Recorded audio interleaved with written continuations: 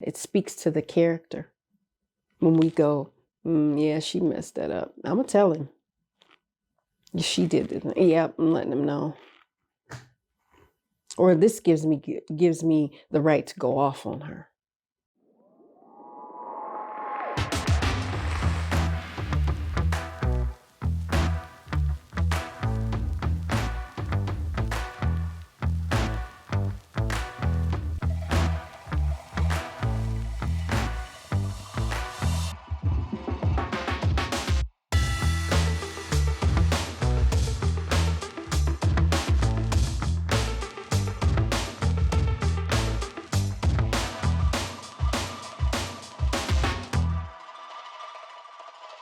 Assalamu alaikum, peace. It's Fatimah, Coach Fatimah, 1/3 of Outstanding Personal Relationships and co-author of the new book, Let's Talk Polygamy Uncensored. Now, in this video, we are going to get into it about co-wives getting into it. My co-wife likes to pick fights with me.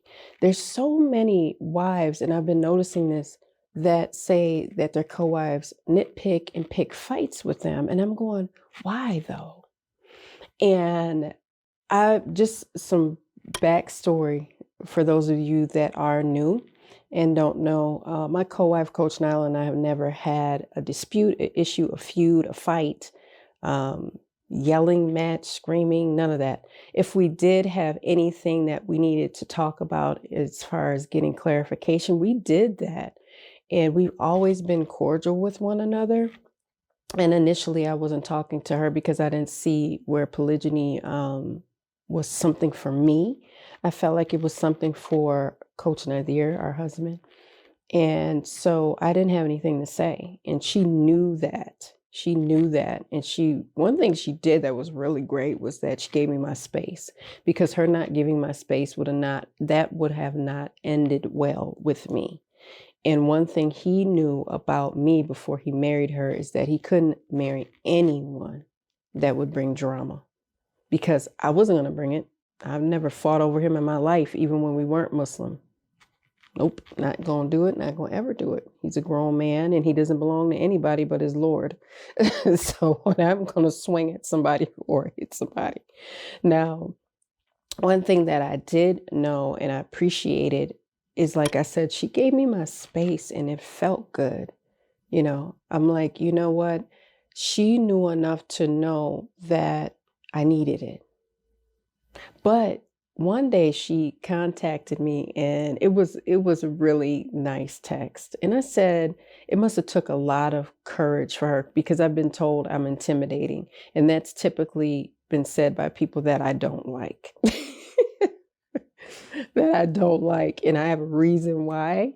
I'm not rude, but I just don't have anything to say. And they know it outside of hello, goodbye.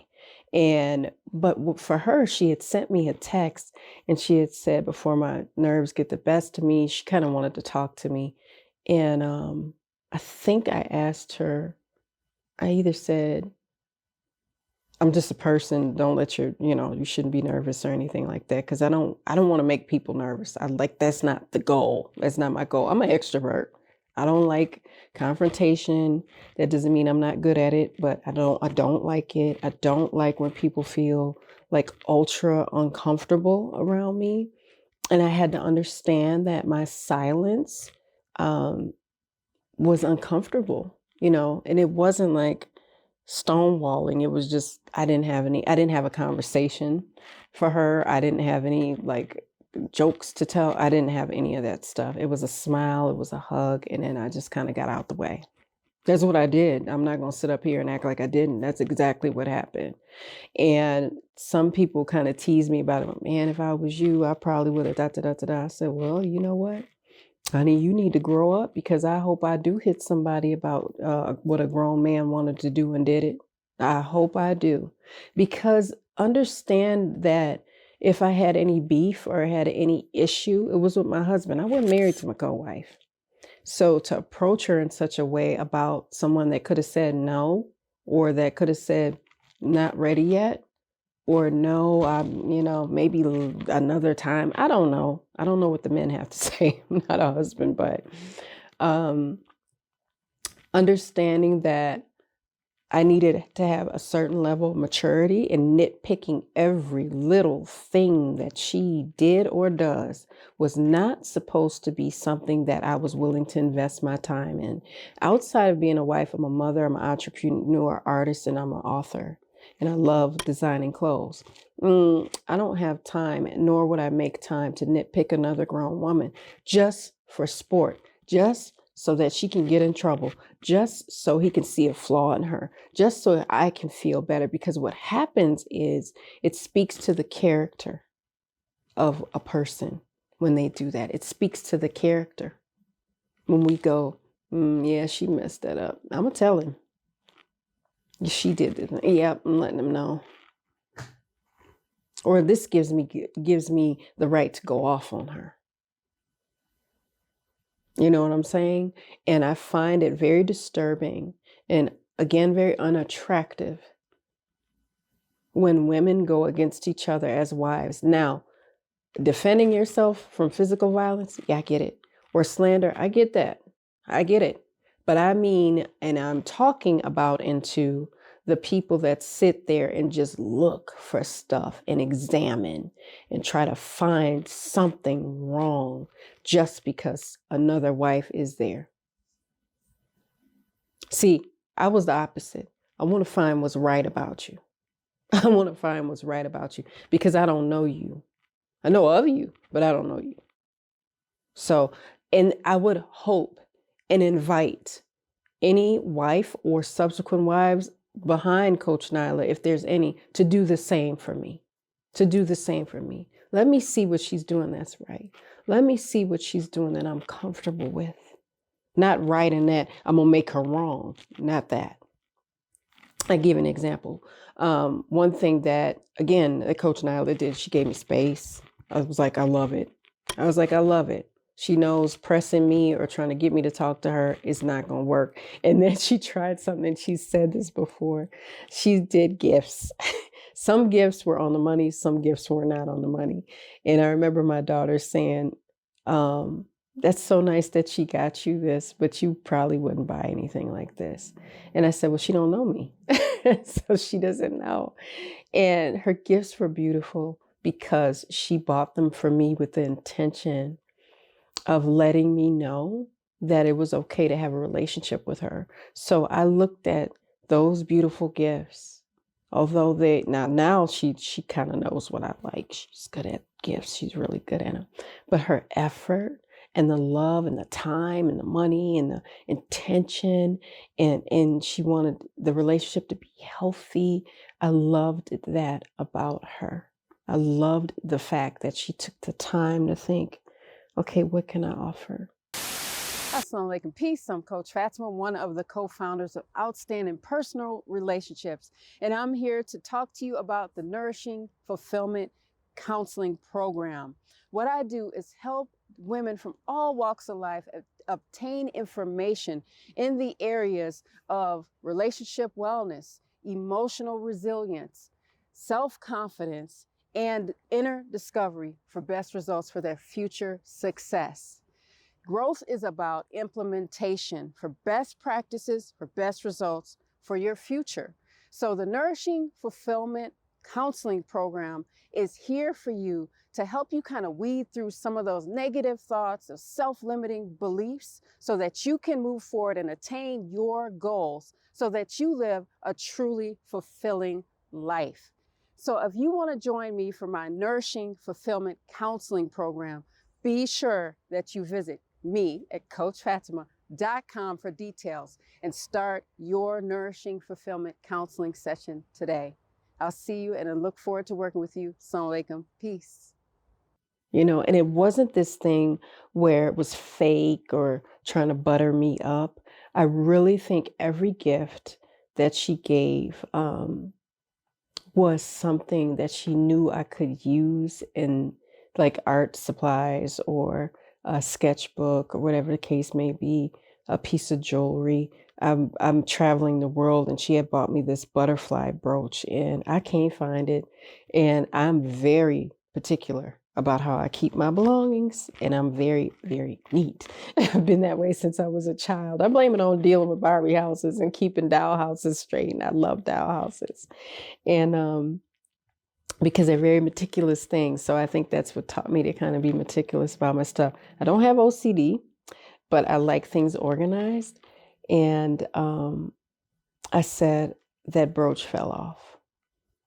While I was walking, while I was traveling, something it fell off. And it really was upsetting, not because I need another brooch. I probably need to lose about 20 brooches, but it was because it's from her. It's because it was from her. And I miss it so much. And I know her. She gets the opportunity to get close enough to Amazon, I'm going to end up with another brooch just like it, or maybe even better. But that's the part that was heartbreaking for me, is because it was from her. And I really miss my brooch, and I wish somebody would find it and bring it to me. But I'm in a really big city, and I doubt that I'll see it again. But I know I'll see her again.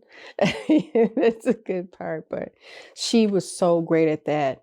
And I didn't want to nitpick her, and I didn't want to find things wrong, and I didn't want to make her life a living hell. A living hell. Because if I think about society and everything that everybody put on her already, she was already dealing with a ton, and I didn't need to contribute to that. I didn't need, because when you do that, it comes back on you like a boomerang, and it smacks you right in the face. So I said, I've never been that person, so why be that person now? Just because she's his other wife. Why be that now? Why be petty now? Why be immature now?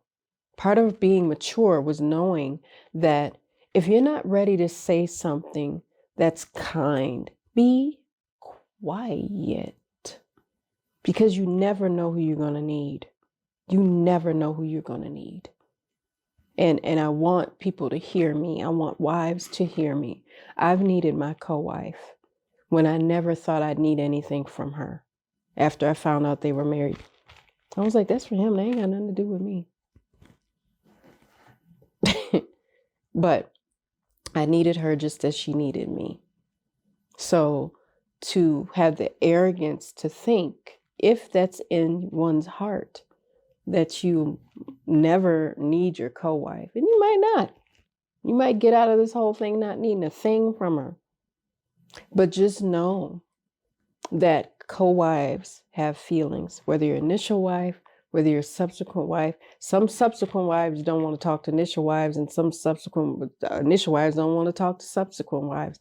But to sit up and be malicious and have a heart with malice and try to find things wrong just to get people in trouble or to start mess or drama, it speaks much to your character if that's what you're doing, or if you know somebody that is doing that.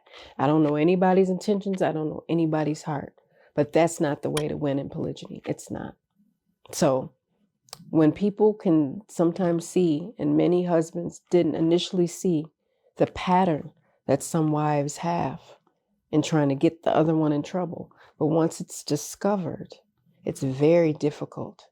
It's very difficult for him to not grow some type of resentment or even go so far as to divorce. Because the anger, I don't think any man wants to look at his wives and know that they have nothing but contempt for one another, and then they share children as siblings to one another. That must be very heartbreaking. I honestly can't imagine. I can't imagine my children not loving my co-wife. I mean, especially at this point. At first, no, because it wasn't there, but because they didn't know her. But I can't imagine them functioning without having some care or some love in their heart for my co-wife. I can't imagine that. I can't imagine that. It makes me uneasy to think of that. They're much older now. They understand a lot more now. And she's talked to them, which really, really helped outside of my presence, outside of the presence of their father. And I think that was a really great moment. And I also just felt good about it because my daughters were old enough to talk to her and express what they felt. And she was able to sit there, listen to it, receive it, understand it. That's the big one. And understand it wholeheartedly and not judge them about it. And they got to know her too, and I like that. I'm glad they have that relationship. Again, you don't know who your children will need. So with that being said, just know, let's have an attitude of maturity, and let's in the comments put maturity. Okay. That doesn't mean we ignore how we feel. It doesn't mean we're not going through certain things or have concerns or trials, but sometimes our trials will lead to triumph. Just know that if we put in the work that we need to. So with that, make sure you guys comment, like, subscribe, and share this video, because remember, sharing is caring. Hit that notification bell so you're notified every time we upload on our channel, because you don't want to miss out on any of this awesome information. And also, and I have to say this, if you are co-wives, be sure that you watch my videos. Make sure you watch Coach Nyla's videos as well, and watch Coach Nazir's videos too, because then you can kind of see the world of men and what it's like for them in marriage, and especially in polygyny. Now, with that, head on over to polygamyeducation.com so you can become a member of our campus. That is a private campus that we have, OPR has, and you're going to want to make sure you become a member. We have meet and greets. We have live classes, 2 live classes a week, one that I host and one that Coach Nyla hosts as well. And we also have Quintessential Queens, and she has Poly Tea and Chat. So you're going to want to make sure you don't miss out on that. And we have some Q&As that we conduct as well. And make sure you go over to IG, we're Outstanding Relationships, and on Facebook and YouTube, we're Outstanding Personal Relationships. So with that, guys, I'm going to leave you with that GLC. Make sure you're growing intentionally, loving fearlessly, and connecting on a higher level every single day. I'm Coach Fatimah. I'll see you guys in the next one. Assalamu alaikum. Peace.